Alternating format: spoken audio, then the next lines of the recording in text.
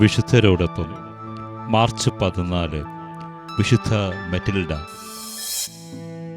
ഒരു സാക്സൺ പ്രഭുവായ തെയോഡോറിൻ്റെ മകളാണ് മെറ്റിൽഡ. വിവാഹം വരെ എയർഫോർട്ടിൽ ഒരു മഠത്തിൽ അവൾ താമസിക്കുകയായിരുന്നു. 913 സാക്സണിൽ തന്നെയുള്ള ഓതോ പ്രഭു അവളെ വിവാഹം കഴിച്ചു. 916 ഓതോ ജർമ്മനിയിലെ രാജാവായി. ബവേറിയ പിടിച്ചടക്കുകയും ചെയ്തു. ലോകമായകളിൽ രാജ്ഞി ദർശിച്ചത് നീർപ്പോളകളെ മാത്രമാണ്. പ്രാർത്ഥനയും ധ്യാനവും ആയിരുന്നു അവളുടെ മുഖ്യ ദിനചര്യ. ദീർഘനേരം പ്രാർത്ഥനയിലും ധ്യാനത്തിലും ചെലവഴിച്ചു. രോഗികളെ സന്ദർശിക്കുക, ദരിദ്രരെ സഹായിക്കുക, കാരാഗൃഹവാസികൾക്ക് സഹായങ്ങൾ നൽകി അവരെ ബന്ധിച്ചിരുന്ന ചങ്ങലയുടെ ഭാരം കുറച്ചു. അനുദപിക്കുവാൻ അവരെ ഉപദേശിച്ചു കൊണ്ടിരുന്നു.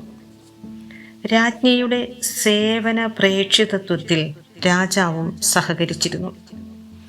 23 കൊല്ലത്തെ വൈവാഹിക ജീവിതത്തിനു ശേഷം രാജാവ് അന്തരിച്ചു. അദ്ദേഹത്തിൻ്റെ നിര്യാണത്തിനു ശേഷം രാജ്ഞി തൻ്റെ ആഭരണങ്ങളെല്ലാം ധർമ്മകാര്യങ്ങൾക്ക് ഉപയോഗിക്കാനായി ഒരു പുരോഹിതനെ ഏൽപ്പിച്ചു.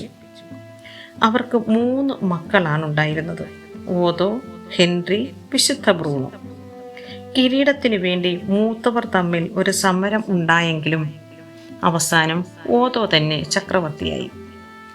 ഹെൻറിയെ സഹായിച്ചുവെന്ന കാരണത്തിന് ഓതോ അമ്മയെ കുറേ കാലത്തേക്ക് ഞെരുക്കിയെങ്കിലും അവസാനം രമ്യപ്പെട്ട് അമ്മയുടെ ഓഹരി മുഴുവൻ നൽകി.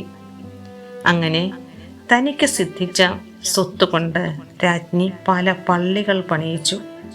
5 മഠം സ്ഥാപിച്ചു. അജ്ഞരെ പഠിപ്പിക്കുക രാജ്ഞിക്ക് എത്രയും പ്രിയങ്കരമായിരുന്നു. മരണത്തിന് മുൻപ് ഏതാനും വൈദികരുടെയും സന്യാസിനികളുടെയും മുമ്പാകെ പരസ്യമായി തൻ്റെ പാപങ്ങൾ രാജ്ഞി ഏറ്റുപറഞ്ഞു. ചാക്ക് ധരിച്ചും ചാരം പൂശിയുമാണ് 963 മാർച്ച് 14 മെറ്റിൽഡ രാജ്ഞി മരണത്തെ സ്വാഗതം ചെയ്തത്.